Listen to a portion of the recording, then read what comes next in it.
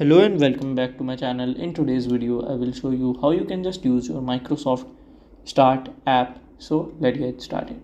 So to use that you have to follow this easy step. So first of all just open your Microsoft app here. Okay, Microsoft Start, or here you can see it, Microsoft.